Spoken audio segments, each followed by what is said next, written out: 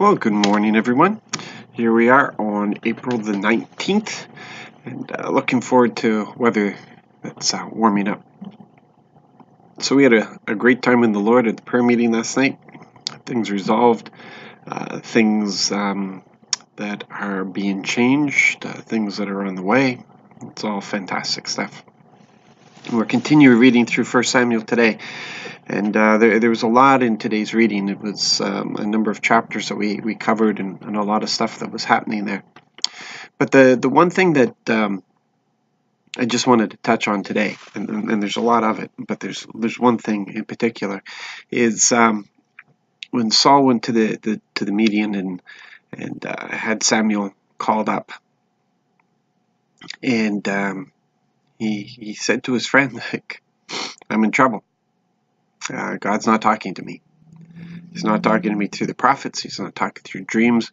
I'm not sure what to do. And Samuel's reaction was, why are you bothering talking to me? I told you. God is doing exactly what he said that he was going to do when he spoke to you through me. He's removed the kingdom from you. And by tomorrow, you and your sons will be with me. It was just a matter of fact. But he said to him, it's because you didn't listen to his voice. It's because you didn't listen to his voice. And that's such a sad statement. You didn't listen to his voice. And we live in a day and age right now where we have the commandments that we follow as well as the voice that we are supposed to listen to. And it is an age of grace. So it's by grace that we serve him, by grace that we're able to serve him, that we're not these super beings that are so much better than the people in the Bible. It's not. It's a matter that we live in this age of grace. But we still serve a holy God. We can't forget that. And we're called to obedience.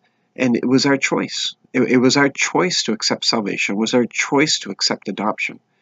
We could have gone on and lived whatever life we wanted to live in this place and dealt with the consequences afterwards. Eat and sleep or party and drink and all that sort of stuff because tomorrow we die. So we build a life here. We had that choice. We could do that, but we chose the Lord. And in choosing the Lord, then we should be responding in the love that we have for him.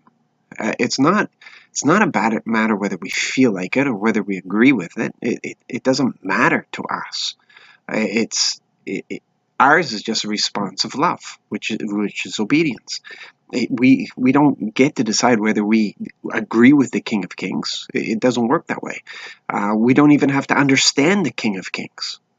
We just have to know that this is what he said, and this is what we do.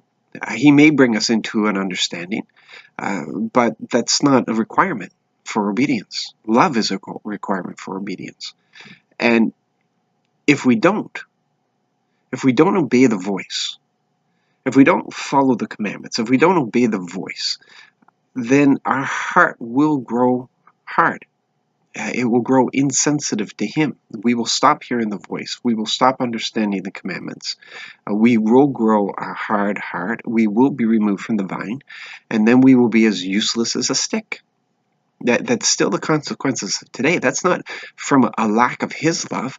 It's because that's the way it works. That's the function. That's how things function. If we're to stay fresh and alive, we have to stay connected to the vine.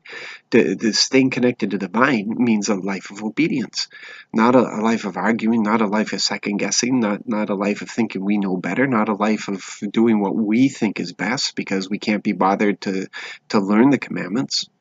It doesn't work that way. He is our life. He is our everything.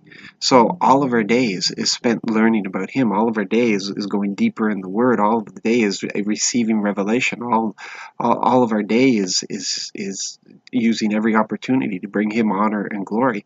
All of our day is worship and praise and running to him. And he is our strength. He's our hope. He's our everything. That's what it is to serve him. And that's what it is, a life to walk with Jesus Christ. So we don't want to find ourselves in a condition like Saul where he was removed from his calling because he didn't obey the voice. We will remove ourselves from the calling, by not obeying the voice. Our hearts will grow hard, and we will become useless, and the vine dresser will have to remove us. So let's not let that happen. Let's stay fresh in Him. Stay planted by those living waters.